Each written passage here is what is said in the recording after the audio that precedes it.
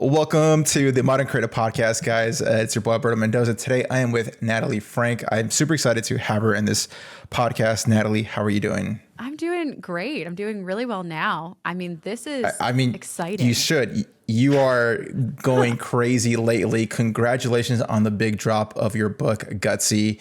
How has that experience been? Is this your first book? It's my second book, but I will say, the first book, little bit of irony here, signed the book deal 2 weeks before COVID hit, was not foreseeing the pandemic, and the book was about community and getting together in person. So the timing, great timing. The timing was tricky. So yes, have written another book. You'll probably never read it, is what I say, because I'm like, it was a rough sell. The world was burning down, and I was out there as creatives. Creatives get this of all groups of people. The world's falling apart, and you're like, buy my art. Like, hire me to design for you. And literally there's like it's burning. Like, there's actual fire outside. And we're just standing there like... People are too busy buying toilet paper rather than your creative services. Amongst other things. But what I will say is, yes, it's my second book, Gutsy. And it's been amazing. It's been such a whirlwind. We hit the USA Today bestseller list, which was very unexpected. We were not anticipating that. So that was a beautiful surprise. And it's been cool. It's been a really cool experience. Huge congratulations. We'll touch upon that in a little bit later. But Natalie, please introduce yourself. Give us a brief overview of what is it that you do professionally and just who you are in general. Yeah, absolutely. So I'm Natalie Franke. I am a mama bear for small business. That is who I am. That is at the core of what I do. I started my career as a full-time wedding photographer and actually built that business over almost a decade. It was about 8 years full-time photographing weddings, which led me to co-found a community called the Rising Tide Society, which was, it's now a 501c3 nonprofit. At the time, it was an LLC that was then acquired by a startup in San Francisco, but a meetup group of business owners getting together in over 400 cities around the world and, supporting each other in the spirit of community over competition.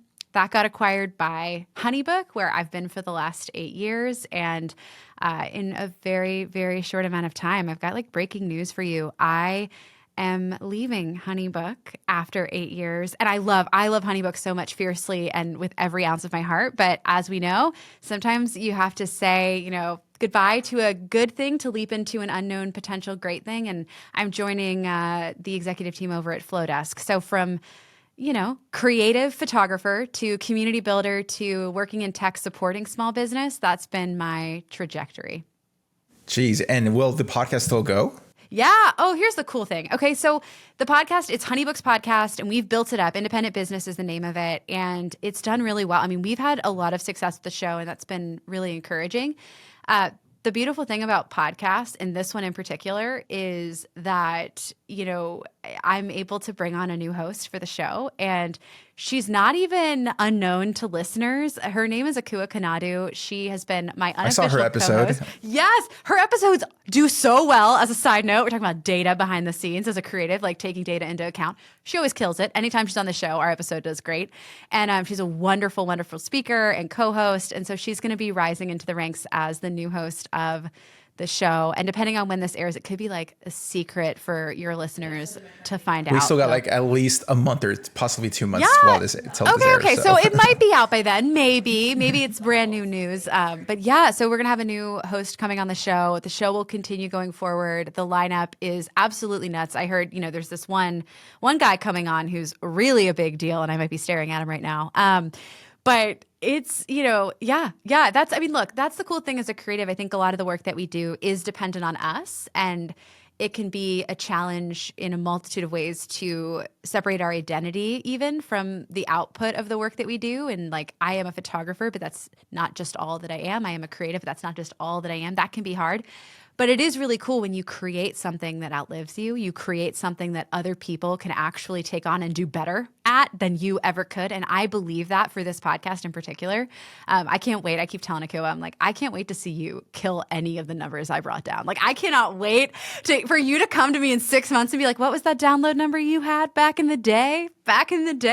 Yeah, we're doing twice that. So I say all that to say that, I'm going through a transitional season in my professional world, but also I am a big believer that whenever we build something, if we can surround ourselves with people that are better than us, smarter than us, inspire us in a multitude of ways, and create things that they can lead into the future. That's a pretty cool legacy to leave behind. And I'm excited about that for HoneyBook. I love that. It seems like you're always growing somehow, like just doing a brief like overview of your work. I mean, I went to your older vlogs from like 6-7 years ago. Oh, I'm like, wow, this chick has been creating content since way back when. And it's like, man, like you found the vlog? I wanted to get to know you a little bit. You know who you reminded me of? You reminded me a lot of the female version of Gary Vee. And I don't know if that was intentional or not. It's so funny. Okay, wait. 2 things to say. 1, so the vlog, that is really funny. I did the vlog for a couple of months every single day before I actually had to go in for brain surgery. So we can talk about that as a side. But I had a benign brain tumor. I went through a really tough like brain surgery recovery period, and I just couldn't vlog. So it died by virtue of personal, like circumstances, which sucked because I loved it. But the coolest part about this, are you ready for this?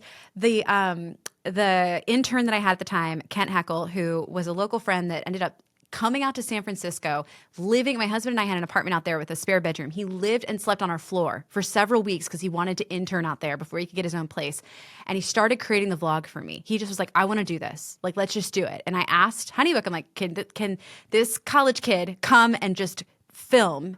And by the way, in Silicon Valley, in the tech world, that is like a no-no. Like I had to run through G14 classified top secret stuff. No, they're like, we have algorithms on the, but they were actually really open to it. They're like, absolutely. Like, yeah, that sounds amazing. Let's do it. And so he followed me around for several months. We created that vlog, which is so much fun. But now Kent it has exploded. So he is now a YouTube content creator for Cam Newton, who's an NFL quarterback. I know who Cam Newton is, yes. Yes. So Kent does all of his YouTube content, and they've become really good friends. And he, after leaving interning with me, went and basically just started kept creating and creating for big name comedians, big name celebrities. Now he's working with Cam. He's phenomenal. So the vlog is really credit to Kent in like that early beginning season, but it's funny that you found it because that was a long time ago. I still look like a child. I still have the child cheeks. Like I was a baby. But anyway, still, yes, I've been doing this a long time. I've been creating content a long time. And I love it.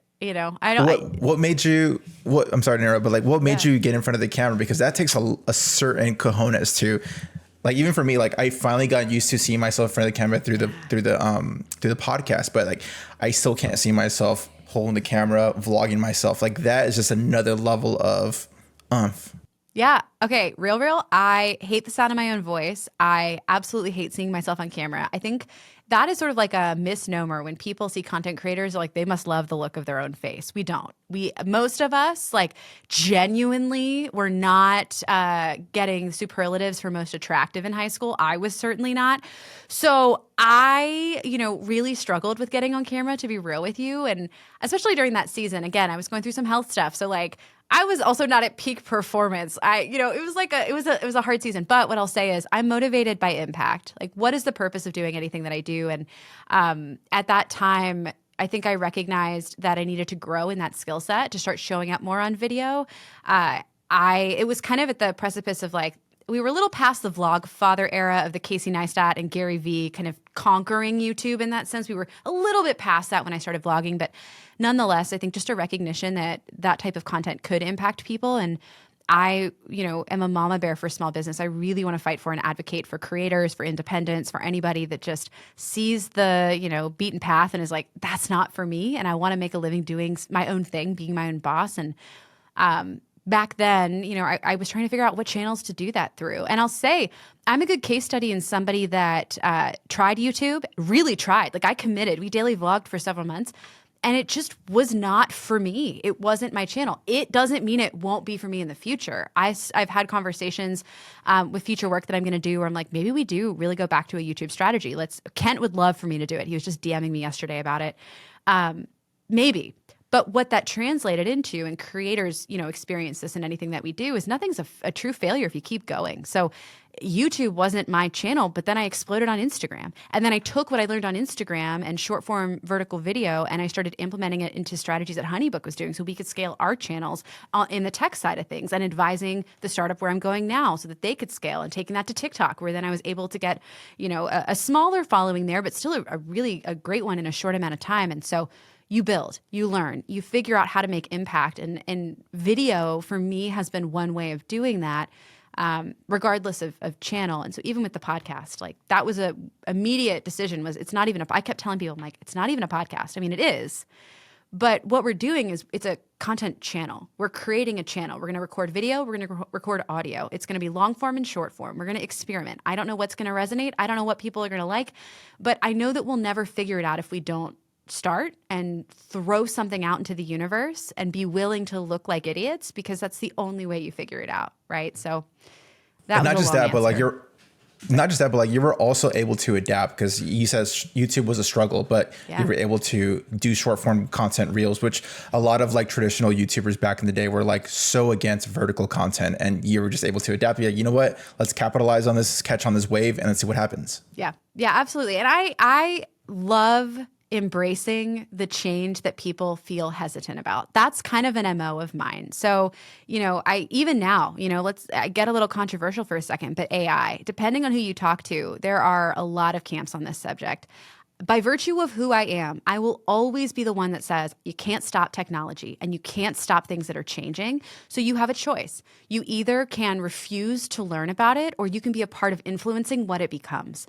I will always prefer to be someone that's influencing what it becomes. And so in the education that, I'm working on for our community that we've been exploring at HoneyBook, even within the platform, it's how do we use this to help independence? How do we use this to help business owners? It's not going to replace us, y'all. It's not.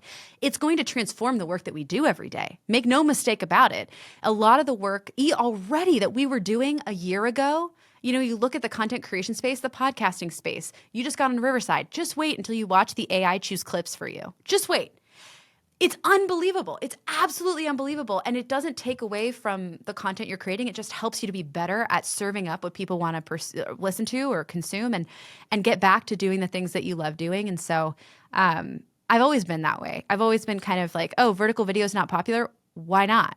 That, like, we're looking at everything through a phone screen. Why do I have to, just thinking a little bit almost like challenging some of the desire to cling to the comfortable and saying, but what if we threw all those rules out the window?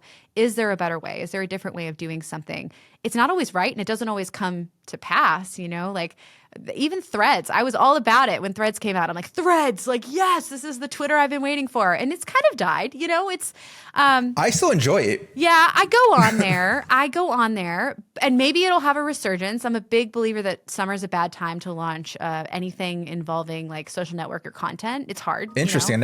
I never thought about it like that. The seasonality of user behavior. So depending on what you do, again, for example, business books, hard sell in the summer. Why? Because especially amongst women, you're reading romance, you're reading thrillers, you're reading something that's not self-help. But January, what do you want? Atomic Habits. Why do you want it? Because it's the new year.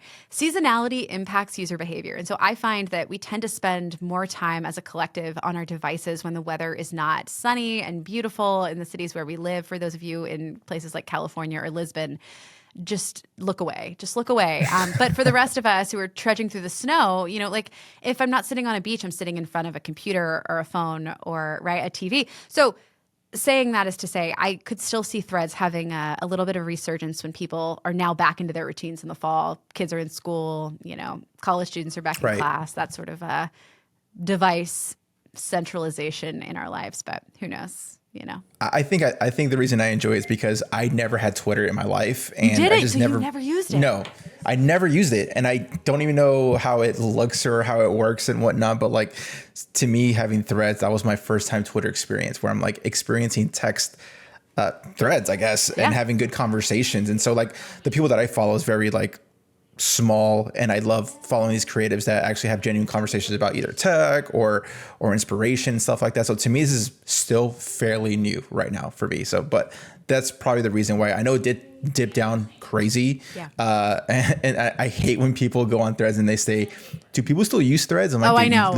You literally just did right there. Like, You're I the hate when people do kid. that. You're the kid in the back of the minivan going, are we there yet? Like Right. No, we don't need to do that. We don't need to do that.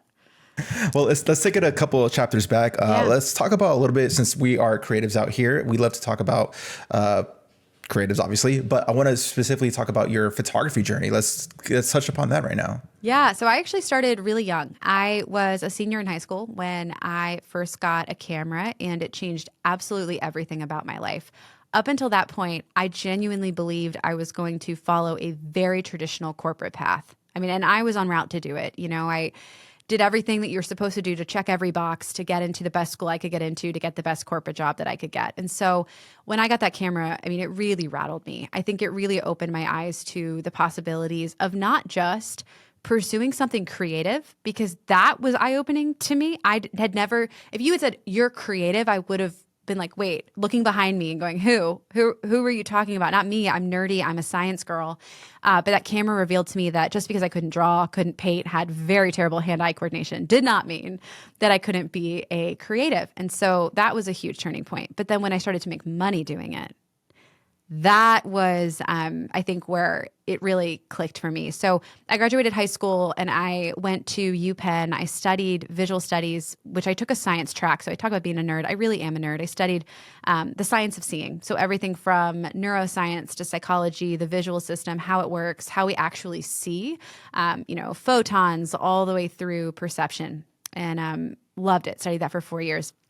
And while doing that, I was photographing weddings every single weekend to pay for school. So I would take the train from Philly back home to Baltimore, photograph weddings and engagement sessions on Saturdays and Sundays, and I would get back up there for my 9 a.m. class on Monday mornings. And I did that over and over and over again and just did the grind all through college. So I was in a sorority, and I always joke that while my friends were at frat parties on Saturdays, like I was watching a father-daughter dance and trying not to cry as like an 18, 19-year-old kid. And I loved it. I mean, it taught me so much, but it also, I think, made it such that when I hit my senior year of college, all of my friends were trying to get recruited and go do these different types of corporate jobs, doing interviews, doing that whole gamut. And I was just making the hard decision of whether or not I was even going to try to get a corporate job or if I was going to actually bet on myself and go full time. And I did.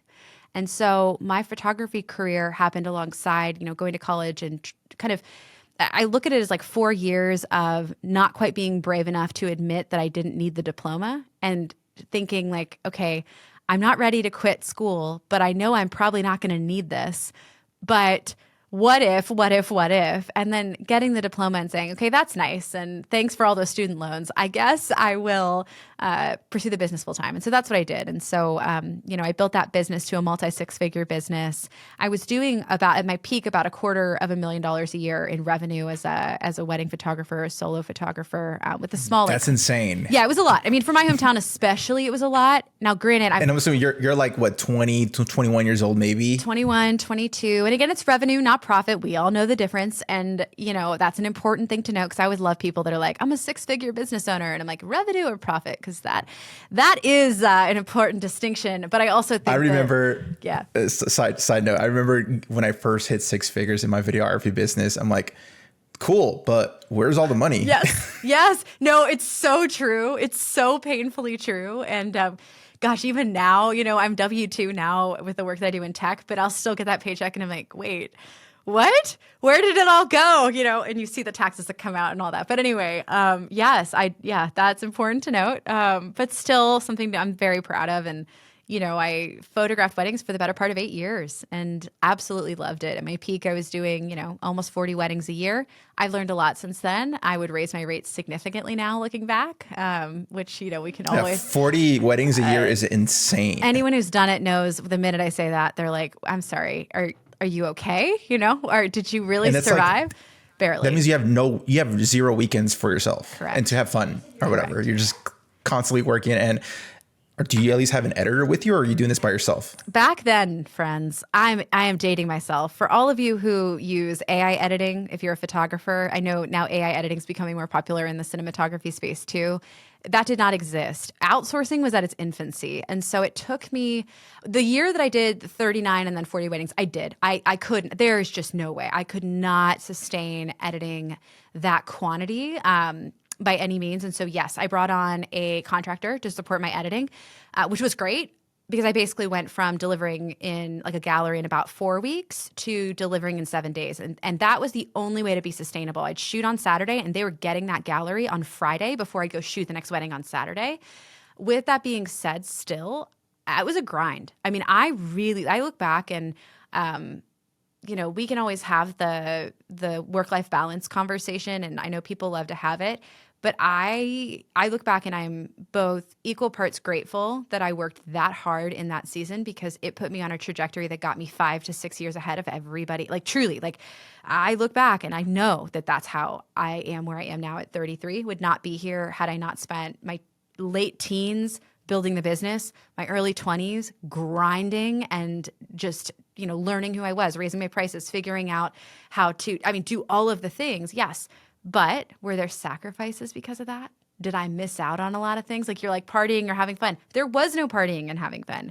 I had student loans to pay. I was raised by a single mom. Like, every dollar I made either went back into paying off those loans or trying to, set myself up for I got married pretty young, but our family, all of that. And so I look back and I missed out on a lot in those years. Thankfully, though, because I was able to kind of get some traction, I was then able to do a lot of things that, again, like, I don't know that I would be able to do, whether it's travel or work with clients internationally, get flown, to Iceland for a photo shoot, New Zealand for a photo shoot, things like that, which were really life-changing for me. But it definitely required sacrifice, and it's worth noting because sometimes we talk about the grind and we don't talk about what a lot of us give up in that season. We also don't say often that it has to just be a season. You cannot sustain that for your entire life, even throughout your 20s. Like, I don't care how strong you are as a 20-year-old, even by 29. Like, if you've been grinding for 9 years, you've got to figure out some way to get into a lane of momentum so that you can kind of stop working 24/7. And thank God for technology that helps us to do that as creatives now. There wasn't as much of that back then. I don't want to reveal too much without really aging myself. Like, I'm talking MapQuest, okay? I'm talking like I couldn't afford I know about those days. GPS. I know about those days. I was the guy that would go to the public library, get the address, print it out, and then you're driving. If you miss a turn, you're kind of screwed. You're done. You're done. Try telling a bride you were late for her getting ready photos because you took a wrong turn. See, Gen Z doesn't know. They don't have to deal. I mean, you'll have your own. Gen Z you have your own struggles. I love you. You're the best. Don't hate me, because I really do. My respect for Gen Z is out of control. I will go to bat for a Gen Z, creative any day. But millennials, man, we had some struggles like MapQuest, and I mean, we can't really talk either though, because I feel like folks older than us are like, but a map. Have you ever used when I a see map? those huge maps with like these like a trillion lines, I'm like, dude, how do you know where you're even at? No.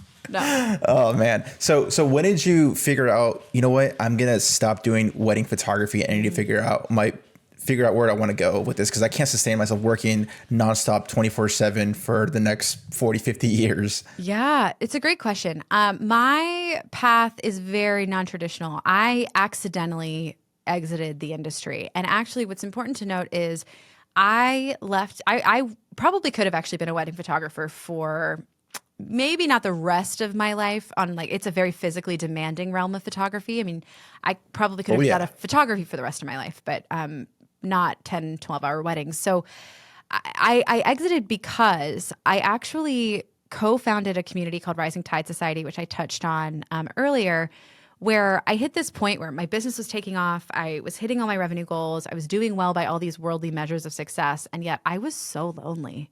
Like, I just felt so alone, so isolated. Like, no one else understood what this was like. I felt as though the only people who might know what it was like were considered competition. So we weren't supporting each other. It was super cutthroat. Fun fact about me is I actually was one of the people that was behind a hashtag that is now pretty broadly used, which is community over competition. Like, that was our hashtag back in the day that we started and kind of like championed. And that was the core of starting Rising Tide. And Rising Tide went from one meetup in my hometown of Annapolis, Maryland, just creatives getting together, to at our peak, over 400 meetups happening around the world every month before the pandemic. And so when something like that takes off and the community started to grow, I had to make a choice.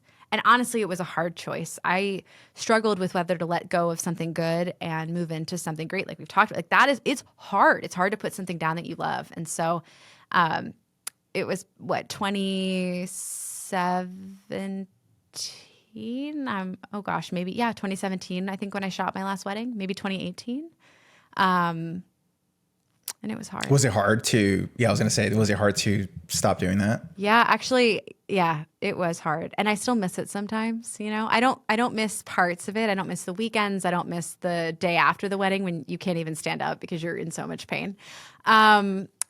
I don't miss that now I have like a permanent slouch from my 70 to 200. Like I couldn't physically, I don't have the muscle mass to hold that giant camera and that massive telephoto lens. And my husband still is like, you're slouching. I'm like, I know, it was 8 years. It was 8 years of carrying that baby around. But That's a heavy lens too. It is. It's a beast. But I do miss, you know, a lot of the creative aspects of the job. I think for me now, I've tried to find spaces to do that in different ways. Podcasting is a great example where, you know, I miss being challenged by lighting conditions. I miss learning new technology because you have to when you are a creative. You are constantly being challenged to learn new tech. And when you're in the kind of more corporate environment, you can get really comfortable. You can get really comfortable, and I've had to kind of maintain some of that now and challenge myself. Like podcast again is I think my favorite example. Continuing to send an email newsletter, another example. Just keeping my hand in it so that I can also be a better advocate for the community that I serve and support. Just knowing what it's like for them and being immersed in that experience still, I think has been both fulfilling and fun, and also critically important. And is Rising Tide still active? I know you said, I think you sold it. Yes. Right? Yeah. So HoneyBook acquired Rising Tide 2015. And HoneyBook nurtured the community, funded the community up until earlier this year when actually the leaders took it back. And it is now a 501c3 nonprofit. So HoneyBook essentially gave the leaders the IP, helped to fund the foundation of the nonprofit. And I sit on the board of directors. I'm the past president. My role is really just to help them into their new season to be self-run and self-led, self-organized, all of that. But it does still exist. It's definitely about to experience a rebirth and a regrowth post-pandemic, which has been amazing to see. And I'm proud of it. I'm proud of our community. Yeah, I was going to say, like, how do you feel like creating such an organic community? All of a sudden, it's getting funded by these mega corporations. Yeah, it was definitely an experience. I will say that I don't know that it would have worked with any other company. We were really lucky. HoneyBook even look at the way that the story now transitions. Any other company would have shut something down and not allowed it to continue. Like, we bought the IP, it's done. We're not doing it anymore, right? That's normal. Yeah, I've seen that. I was gonna say I've seen that happen many times. All the time. We always see that happen. And to be in a scenario where it was even an option for our community to continue forward and for the leaders to have the ability to do it without the brand, like, never happened. So I was really fortunate that we partnered and joined an extraordinary company like HoneyBook. That was truly, like, looking back, I think I've made a lot of mistakes in my life. That was not one of them at all. With that being said, though, it's still hard. You know, taking something that's grassroots, that's organic, and trying to demonstrate the ROI, trying to set KPIs. Like, it's not, it's just different. It's just very, very different. And I have a lot of learnings in that space and an immense amount of respect for professional community managers. Anybody that, you know, builds community, supports community, whether it's for a company or for a nonprofit or for a cause that they care about, for a political, like, you name it. If you are leading a community, I had no idea until I built one of my own just how difficult, dynamic, ever-changing, and yet beautiful and fulfilling it is. And so it was definitely an experience. I'll say that. Managing a such a collective like that, like, did you always know you had like leadership traits? It's a good question. It's a hard question. I've always been a fairly good public speaker. And I think we live in a world where if someone sounds confident, you assume they know what they're talking about. So I say that as kind of like a joke of my own abilities. I don't know that I had leadership abilities so much as I had a big heart and I knew how to convey a message. That's my superpower. Even now, like, frankly, even now, there are a lot of people that are a lot smarter than me in a multitude of arenas, but I also know that if there is something that I want to speak about or fight for, I can convince an entire room of people to get up and march with me. That I am good at. and in the case of Rising Tide, it was fighting against this culture of competition that was pitting business owners against one another. Now it's fighting for independence. It gets me up every morning and I'm fired up about it. And so I think that I had to learn a lot of the leadership qualities along the way. It didn't all come naturally to me. I was not equipped to lead a community of that many people. And I made a lot of mistakes because of that. Some of them public, some of them not. I had never hired anyone, for instance, full time to work with me. I'd always worked with contractors as a wedding photographer, right? We all kind of did our own thing and, second shot for each other and pitched in. It's very different than growing a team. It's very different than organizing 700 people that are organizing 400 meetups every 30 days. Like it's a very different level of leading. And I had no idea what I was doing. And so I had to learn very quickly. And thankfully, there are a lot of great leaders on this globe that I could learn from. And so, books like Leaders Eat Last by Simon Sinek became a Bible of sorts to me. There were certain books along the way, certain podcasts, TED Talks. Like I just became a sponge of stepping into every day saying, I don't know how to do it, but I've got to figure it out. And one other thing I'll say to that is I had some really great mentorship early on. One of those people being Laurie Nestler, who is the VP of Community at Reddit now. But she was my manager, my first manager actually at HoneyBook, way back in the day. We're talking like eight years ago.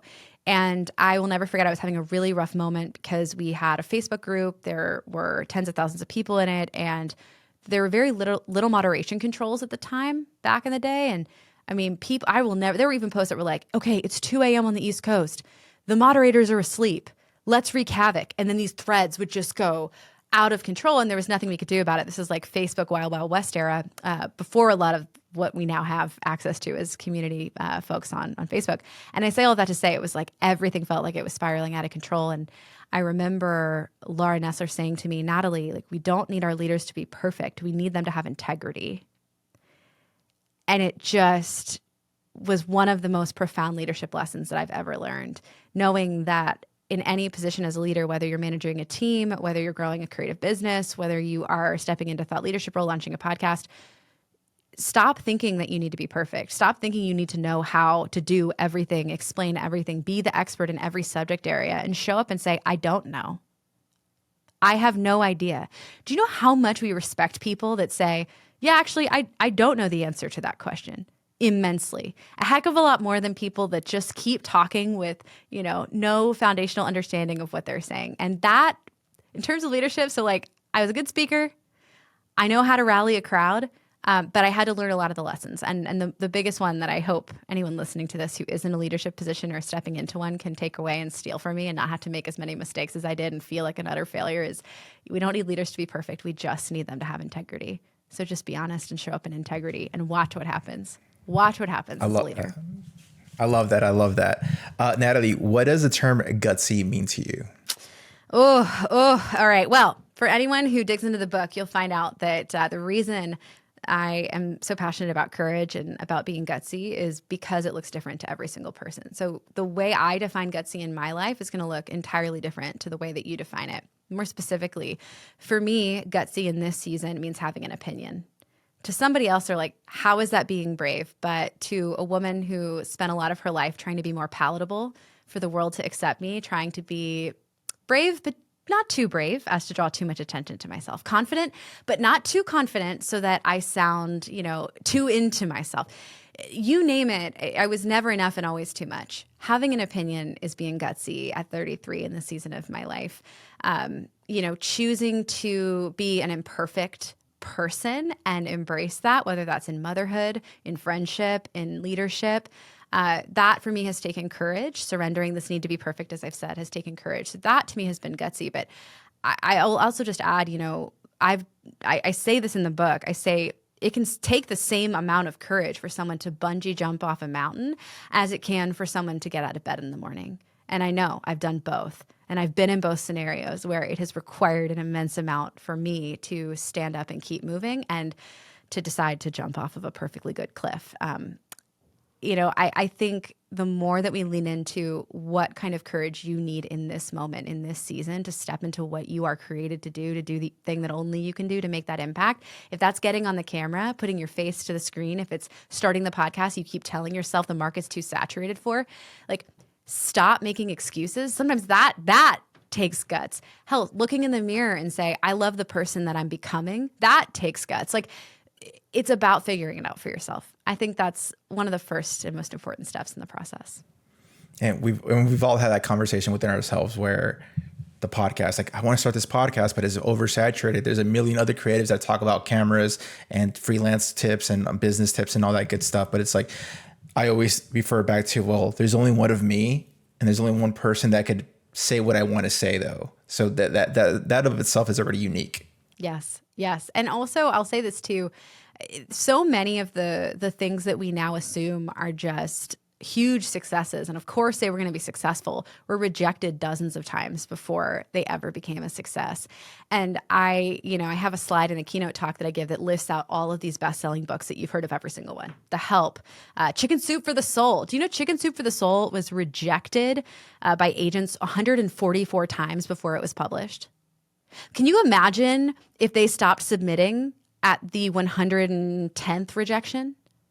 My point being that the market's always going to be saturated. There's always going to be somebody smarter than you, better than you, that started before you, but that doesn't change the fact that you can still make an impact that nobody else can. It's just an excuse if you're telling yourself that's the reason you're not showing up, right? And it's tough love, but it's the kind of kick in the pants that sometimes we need to be reminded. Because I'll say one more thing. When you don't go after the things that you are created to do, the things you know you're supposed to be doing, that you feel that desire placed upon your life to pursue, when you don't go after those things, you're not just robbing yourself of the life that you could have. You're robbing the entire world of the impact only you can make. And that is a brutal reality that I don't want to live in. I don't want to live in a world where people don't create art because they fear they're not good enough, where people don't launch podcasts because they think they're going to suck at it and no one's going to listen. Because if that's the world we live in, we're never going to uncover the next great artist or the next great anything, knowing all the well that all of us also have needs that are unique. So if someone's not showing up to meet them with their uniqueness on the other side, again, it's a really sad future. So it's one that we have to fight for within one another and hold one another accountable to keep going after the things that only we can do. You are killing this right now, Natalie. I love that. I'm so motivated. I'm going to write a book right now. Do it. Please do it. I would read it. I will read it. I will line up. Put me on your pre-order list. I'm in. What do you believe some of the key qualities and skills that have contributed most into your entrepreneur journey? Okay. First, I would say emotional intelligence and empathy. I think the more that we can lean into our emotional intelligence, working with others, understanding their needs and anticipating them, whether it's with a client, whether it's, having I believe self-awareness. People like to put them in different buckets and say self-awareness is over here and emotional intelligence is over there. I think they're deeply interconnected. So if it's easier for you to think about it as self-awareness, think of it in that regard. But I think there's a huge overlap there. So emotional intelligence, self-awareness.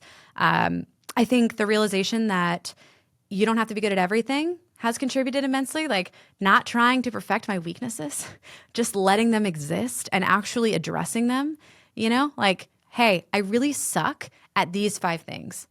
So for me to be successful in this role, on this team, with this client, I have to build my life, my business, whatever it is, to ensure that I'm not doing those things, that I'm doing the things where I can 10x the impact and get somebody else or a system or technology to take the other things off my plate. I think that's been really instrumental. Last thing I'll say is community. Your inner circle will determine your trajectory in life. And there is data to back this up. If you sit next to high performers, you will be a higher performer than you are today. And the inverse, unfortunately, is also true. So choose your inner circle wisely. One caution I will give to everybody listening to this as well, and I talk about this in Gutsy, is when I say inner circle, I think sometimes we can hear cheerleader. And there's a place for a cheerleader. Like, do not get me wrong. You need people that are rooting for you when you can't root for yourself. But an inner circle also comes with challengers. You don't just want cheerleaders. You want people in your inner circle who will challenge you, who will hold you accountable, who will call you out, who will know your values and your boundaries and ensure that you actually uphold them for yourself. Because remember, if you don't uphold your boundaries, your clients sure as hell aren't going to, right? If you don't believe that you're worth charging that rate, who's going to believe it? Nobody's going to believe it. It starts with you. So you find your inner circle that can challenge you, that can hold you accountable. Iron sharpens iron for a reason. So it's looking into that group of people whose opinions you're allowing to enter your space. Be very intentional. Do not be afraid to curate and audit that inner circle frequently. It is uncomfortable. It won't make you the most popular person in the room, but it is one of the traits that I see amongst all of the entrepreneurs I know that are successful, and not just successful, but like, again, by this worldly definition in terms of money, of what they've accomplished, of gold stars or bestseller lists. Like, that's not what I'm talking about. I'm talking about the fact that when I sit in a room full of people that are in their 40s, their 50s, they're still doing this, they're successful and they're fulfilled and they've built a life that they are proud of. And that could be businesses they've created. That could be a family they've created. That could be like they've defined success for themselves and they are pursuing it and achieving it. It's not my definition. It's not the world's definition. It's theirs. That's also a component piece of it. But they've created an inner circle, a community around them that helps them to achieve it. Wow. Yeah, I vividly remember when I had to make the switch in my mind where, like, you know what? I need to stop hanging around with a certain crowd. And that was like my party phase. Yeah. And they were a little bit older than me too. I'm like, I don't want to be that person 4 years from now, 5 years from now. Like, I need to do something different. And that's when I started focusing on my camera, started focusing on editing, stopped going out on Friday nights and Saturday nights and just learn how to edit via YouTube University. And that's definitely been, I still remember when that happened in my mind. And it's like, I'm glad that somehow there was a kick in me where like, hey, what are you doing with your life right now? Let's do something different. Yeah, I'll put it really simply. You want to be good at something? Surround yourself with people who are good at that thing. That is the easiest way to succeed at something, hands down. Truly, like, you're not going to be the best puppeteer in the world if you've never sat next to another puppeteer. Surround yourself with it. Immerse yourself in it. Become obnoxious. Like, fill your feed, your life, your entire space with voices that are doing the things you want to be doing, living the life you want to be living. If it's being healthy and into fitness, you're not going to be healthy and into fitness if you're not around people in your life who are doing those things, doing those habits. The same goes with creatives. The same goes with entrepreneurship. You want to be good at something, surround yourself with people who are good at that. Watch what happens. Watch how your eyes open. Watch how you learn. Watch how you're challenged and encouraged and how your brain changes. It is profound, and it is, truly like a trait that I see amongst the most successful people in my life. For those that are wondering, how do you find those individuals that you want to surround yourself with? How would you go about that?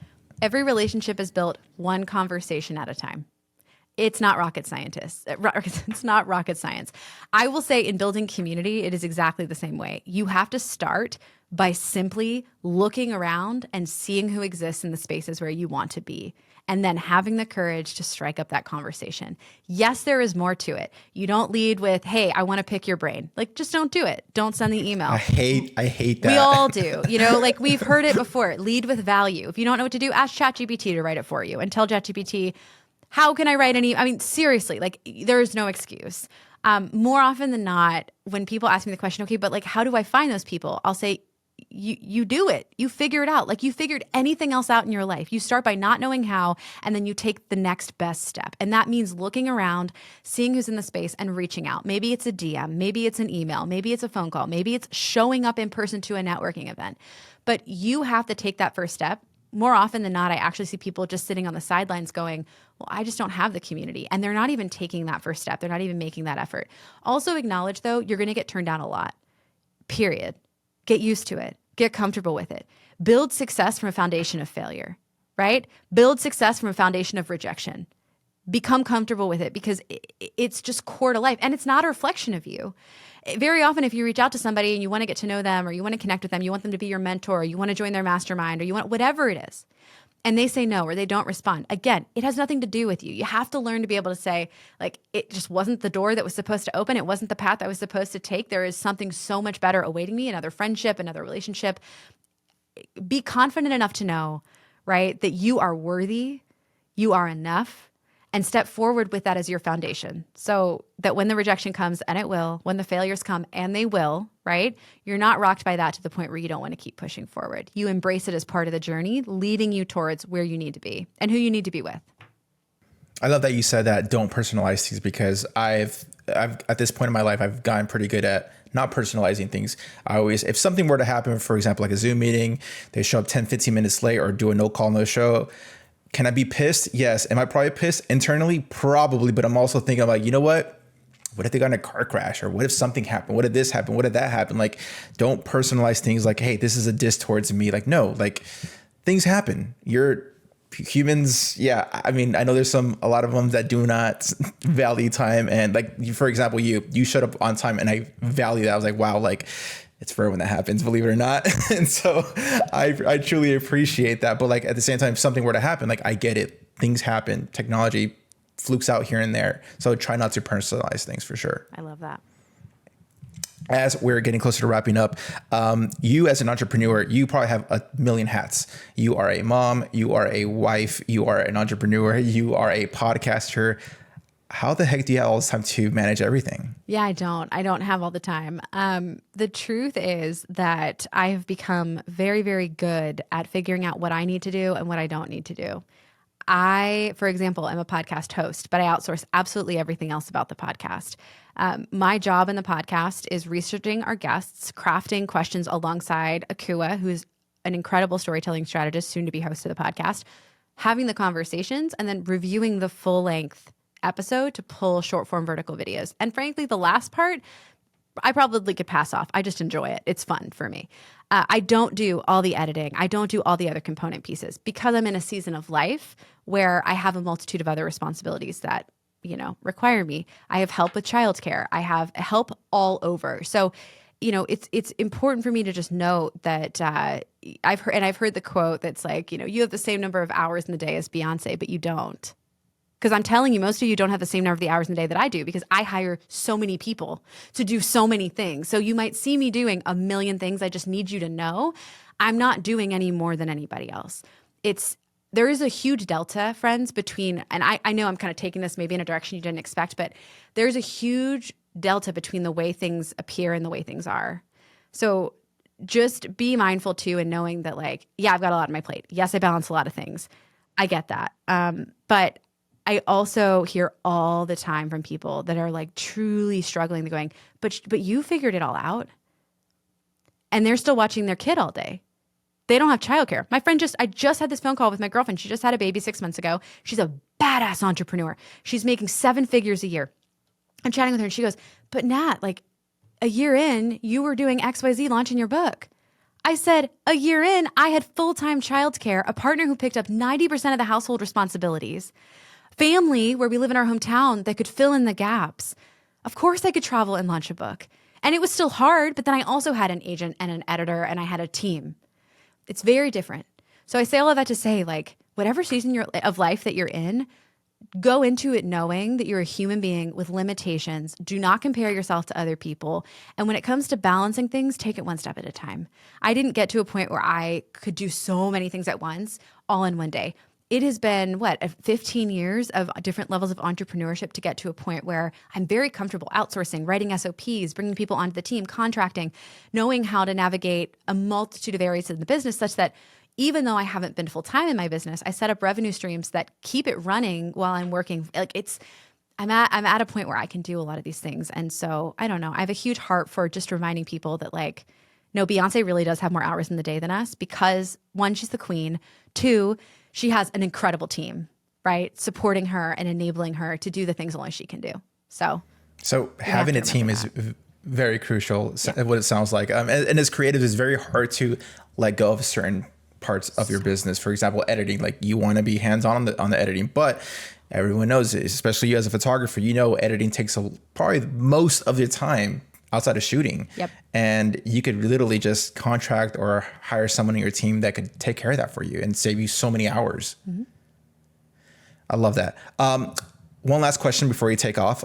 3 tips for any entrepreneurs that you think that are someone that's trying to be an entrepreneur or a business owner. What are 3 key tips you have for them? Yep. Be able to say what you do, say it quickly, and say it frequently. Tell everybody. One of the biggest mistakes I see is somebody starts a business, they don't tell anybody about it. Somebody decides to go full time and they don't celebrate it. If you're going to be a cinematographer, tell people you're a cinematographer. Tell everyone you're a cinematographer. You go to dinner tonight, guess what you're talking to the waiter about? You're a cinematographer. You will be just amazed by the impact that can happen by being confident enough to boldly talk about what you do. That's the first thing. Second thing, fail fast. Do not romanticize how you make money. Do not romanticize the projects that you're taking. Just be willing to let go of all of it. Be willing to fail fast and iterate quickly and let go of things. I know that's pretty common entrepreneurial advice, but over and over again in my life, when I look back, the moments where I had the most success often came after being willing to pivot on something that I was sure was going to be a winner, right? Like facing the fact that I was wrong, it did not turn out the way that I thought, and I needed to take learnings and move forward in either a completely different direction or, just make these iterative pivots along the way. So fail quickly. Don't be too in love with your own ideas that you're not willing to change them and learn and grow and abandon some of them altogether. That's number 2. And then 3, I'm going to just double down on the community aspect because I cannot stress it enough. Every time I talk about community, business owners generally kind of write it off as a nice to have or the least important part of what I'm talking about. Yes, we love talking numbers. Yes, we love digging into data. But let me tell you something right now. It is not what you know. And it is not even who you know. Sorry, Maya Angelou. Like, I love that quote. But it is how you make people feel when they work with you in their creative business. Well, actually, that's the Maya Angelou quote. But you know what I'm saying. You can be the best at your craft. You can know everything about what you do as a creative. You can also have a ton of relationships in your industry. But if you aren't someone that is investing in your community, and I mean that in a holistic 360-degree way, in the other creatives that are in your space, the other business owners in your hometown, in the way that you conduct your client experience, how your client feels from the very first moment that they encounter your brand on social through every touch point. So I've worked with HoneyBook for the last 8 years. It's not just because I love working in tech. I believe client experience is the core of what separates someone that charges the bare minimum for what they do and the maximum for what can be done, right? It is how you create an experience that is unforgettable for the people that you serve. There are a lot of photographers in the world. There is only one you. There are a lot of podcasts in the world. There is only one you. And it comes down to experience. So I would say it's not about knowing all the skills, all the tech, having all the gear. It's not about having the most followers on social media. It is about how you make people feel. So that is actually a thank you, Maya Angelou. And it is about how you apply that to your business. Going back to what you said about HoneyBook, since I've been using HoneyBook for the last 2 years and my clients have genuinely loved the experience that HoneyBook just does, makes things so simple and easy on their end. I've literally booked like $15,000 gigs just because of the proposal feature on the HoneyBook platform itself. And I always encourage people like, hey, dude, get a CRM. If you need a specific CRM, HoneyBook is probably the way to go. Yeah. I mean, I'm obviously biased, but I love it. I love it. And the people are amazing. And again, I'm leaving. I've been here for 8 years. I'll say this last bit. When I first joined HoneyBook through the Rising Tide acquisition, I remember telling Oz, the CEO, like, I'm unemployable. I'm a creative. I'm never going to work here. It's just not going to work. And he said to me, Nat, I think you're going to find that this is a very different company. That yes, we're a company, but we are entrepreneurial at heart. And I've been there for 8 years. Right. So yes, I'm leaving to go to Flowdesk and I'm so excited, but I'm also brokenhearted because HoneyBook is an extraordinary company. And to take someone who truly believed they'd never work for anybody else and keep them for 8 years, I'll just leave that there. It's a great place. And I'm so glad that you've had a great experience. God, they love the members so much. And we hear it all the time. People who can book so much more, make so much more money because they just have an experience that caters to that. It calls for that. It's extraordinary and exceptional in all the ways. So thank you for that. I love hearing that. I'm going to pass that along to the team after the interview. Perfect. Awesome. Yeah. And Natalie, thank you so much for being on this podcast. It's been amazing having you here. You spit so many good gems today. I can't wait to chop this up for the micros and all that good stuff. Yeah. If you guys are interested in connecting with Natalie, her Instagram link will be in the description along with her podcast. And if I could get some sort of book link, that'd be great. So I could put it in my description as well. If people are interested in Gutsy. Well, Natalie, thank you so much for getting on this podcast and we will talk to you guys soon. Thank you for having me.